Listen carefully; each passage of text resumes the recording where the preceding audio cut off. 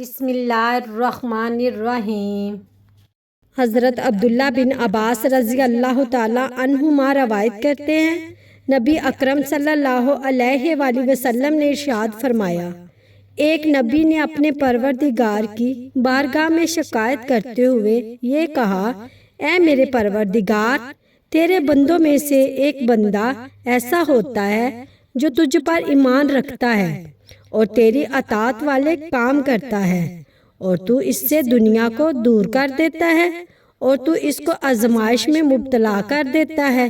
جبکہ تیرا ایک اور بندہ ایسا ہوتا ہے جو تیرا کفر کرتا ہے، تیری نافرمانی کے کام کرتا ہے، لیکن تو اس سے آزمائش کو دور رکھتا ہے اور اس کے سامنے دنیا رکھ دیتا ہے۔ اللہ تعالیٰ نے اس نبی کی طرف یہ وحی کی، سارے بندے اور سارے شہر یعنی ساری دنیا میری ملکیت ہے اور ہر چیز میری تسبیح یا تہلیل یا تحریر بیان کرتی ہے۔ جہاں تک میرے مومن بندے کا تعلق ہے تو اس کے کچھ گناہ ہوتے ہیں، میں اس سے دنیا لپیٹ لیتا ہوں اور اس کے سامنے آزمائش ڈال دیتا ہوں، یہاں تک کہ جب وہ میری بارگاہ میں حاضر ہوگا تو میں اس کی نیکیوں کا اسے بدلہ دے دوں گا۔ جہاں تک میرے کافر بندے کا تعلق ہے تو اس کے کچھ اچھائیاں ہوتی ہیں، تو میں اس سے آزمائش کو لپیٹ لیتا ہوں اور اس کے سامنے دنیا ڈال دیتا ہوں،